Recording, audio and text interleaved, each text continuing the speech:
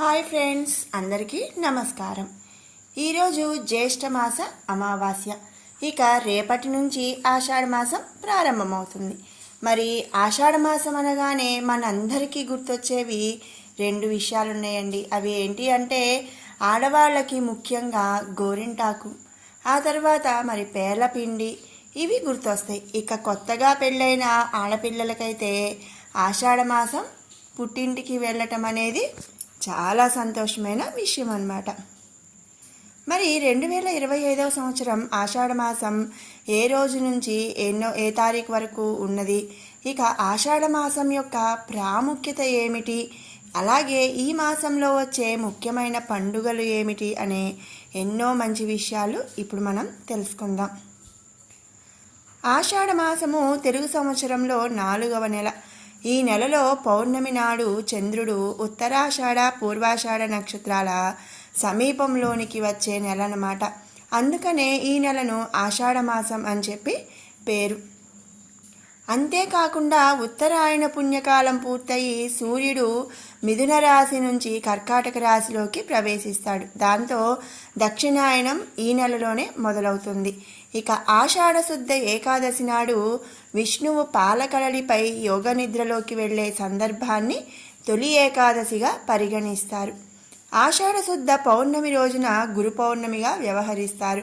ఈ రోజే మహాభాగవతాన్ని రచించిన వేదవ్యాసుడు జన్మించిన రోజు. అంతేకాకుండా వ్యాసుడు వేదాల్ని 4 భాగాలుగా విభజించిన రోజు కూడా ఈ ఆషాఢమాస పౌర్ణమి. అంతేకాకుండా ఈ ఆషాఢమాసం పూరీలో మరి జగన్నాథ స్వామి యొక్క రథయాత్రలు అనేవి జరుగుతాయి. దానితో పాటుగా అధిక ఆషాఢ మాసం వచ్చిన సంవత్సరం పూరీ జగన్నాథ ఆలయంలోని మూల విరాటుల్ని ఖననం చేసి కొత్త దారు విగ్రహాలు చేయిస్తారు. దీన్ని నవకళేబర ఉత్సవం అని చెప్పి అంటారు. ఆడవాళ్ళైతే ఒక్కసారైనా ఈ మాసంలో గోరింటాకు అనేది పెట్టుకుంటారు. అంతేకాకుండా ఆహారంలో మునగకాయను విరివిగా వాడాలి అని చెప్పి చెప్తారు. శుద్ధ ఏకాదశినే మహా ఏకాదశి అని కూడా అంటారు. దీన్నే ప్రథమైకాదశి అని కూడా, అంతేకాకుండా తొలి ఏకాదశి అని చెప్పి చెప్తారు. ఈరోజు పేలపిండి తినటం అనేది ఆనవాయితీ. ఈ మాసంలో ఇంద్రియ నిగ్రహంతో ఆహార విహారాలను తగిన జాగ్రత్తను తీసుకుంటూ జీవితాన్ని గడపటం కోసం మరి పూజలు, వ్రతాలు, నవదంపతులకు ఆషాఢ నియమం పాటించమని చెబుతారు. ఆషాఢ మాసంలో నవదంపతులు కలవకూడదనే ఆచారాన్ని మన దేశంలోని హైందవేతర మతస్థులు కూడా కొన్ని చోట్ల పాటిస్తారన్నమాట. మరి ఆషాఢ మాసంలో నవదంపతులు ఎందుకు కలవకూడదు అనే దానికి వెనుక శాస్త్రీయ కారణాలు కూడా ఉన్నాయని మన పెద్దలు చెబుతారు. మరోవైపు ఈ మాసం వ్యవసాయానికి చాలా ముఖ్యమైనది. ఇక ఈ కాలంలో తీర్థయాత్రలు, భగవంతుని ప్రార్థన, మంత్రాలు పఠించటం, తపస్సు చేయటం వల్ల ఎంతో పుణ్యం లభిస్తుందని చాలామంది నమ్ముతారు.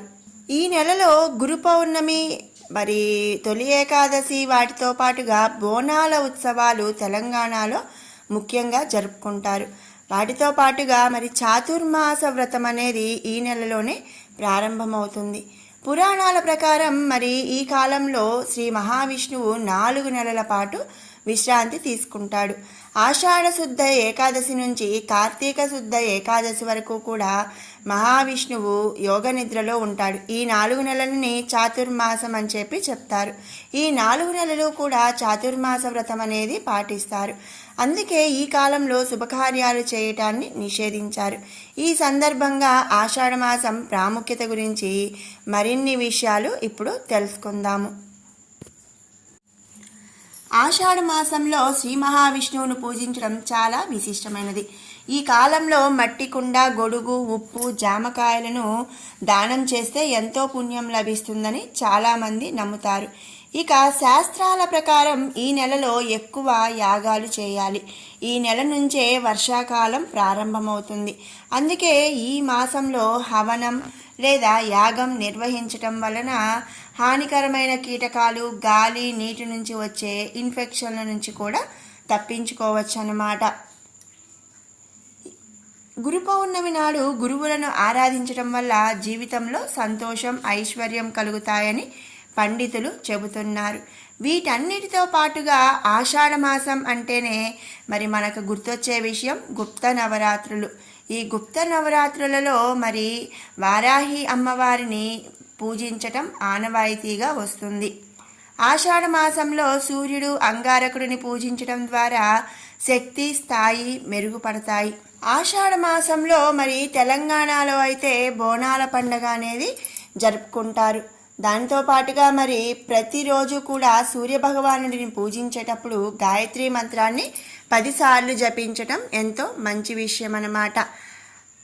ఈ ఆషాఢమాసంలోని దేవశయన ఏకాదశి రోజు అంటే తొలి ఏకాదశి రోజు నుంచి మహావిష్ణువు నిద్రలోకి వెళ్తాడు. అందుకనే ఈ నెల మొత్తం కూడా ఎలాంటి శుభకార్యాలు జరగటానికి ముహూర్తాలు అనేవి ఉండవు. ఇక ఆషాఢ శుద్ధ పాడ్యమి నుంచి నవమి వరకు కూడా గుప్త నవరాత్రులని వారాహి అమ్మవారిని పూజిస్తారు. ఈ వారాహి అమ్మవారికి సంబంధించిన విషయాలు అలాగే మరి పూజ ఎలా చేసుకోవాలి ఏంటి అనేది మన ఛానల్లో అయితే ఉందండి. మరి ఎవరైనా కావాలి అనుకున్న వాళ్ళు చక్కగా ఒకసారి ఓపెన్ చేసి చూసుకోవచ్చు. మరి ఈ ఏడాది 2025వ సంవత్సరం ఆషాఢమాస ప్రారంభ మరియు ముగింపు తేదీలు, మరి ఆషాఢమాసంలోని పండుగలు ఏ ఏ తారీఖుల్లో వచ్చాయి అనేది ఇప్పుడు తెలుసుకుందాం. 2025 ఆషాఢమాసం జూన్ 26వ తారీఖు నుంచి ప్రారంభమవుతుంది. అలాగే ముగింపు జూలై 24వ తారీఖుతో ఆషాఢమాసం ముగుస్తుంది. ఆషాఢ నవరాత్రులు జూన్ 26వ తారీఖు నుంచి వారాహి నవరాత్రులు ప్రారంభమవుతాయి. ఇక ఆషాఢమాస చంద్రోదయం జూన్ 26. తెలంగాణలో బోనాలు ప్రారంభం కూడా జూన్ 26.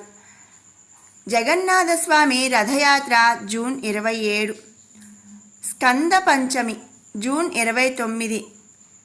కుమార షష్ఠి జూన్ 30.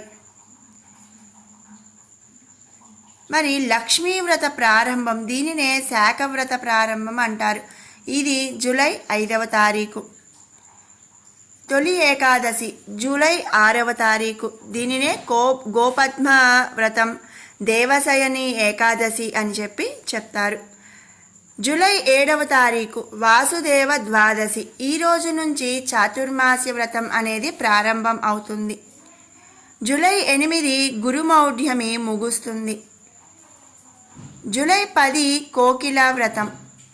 జూలై 10వ తారీఖు గురు పౌర్ణమి, వ్యాస పౌర్ణమి అని చెప్తారు. జూలై 14 సంకష్టహర చతుర్థి. జూలై 16 కర్కాటక సంక్రాంతి. ఈ రోజు నుంచి దక్షిణాయనం ప్రారంభమవుతుంది. జూలై 21వ తారీఖు కామికా ఏకాదశి. జూలై 23 మాస శివరాత్రి. జూలై 24 ఆషాఢ అమావాస్య. దీనినే చుక్కల అమావాస్య అని చెప్తారు. ఇది ఆషాఢమాస ప్రారంభ మరియు ముగింపు తేదీలు, అలాగే ఈ నెలలో వచ్చే ముఖ్యమైన పండుగలు, ఆషాఢమాసం యొక్క విశిష్టత. మీకు ఈ వీడియో నచ్చినట్టయితే లైక్ చేయండి, షేర్ చేయండి. ఇలాంటి మంచి వీడియోస్ కోసం మన షడ్రుచులు బై కిరణ్ అనే ఛానల్ని సబ్స్క్రైబ్ చేసుకోండి. Thanks for watching.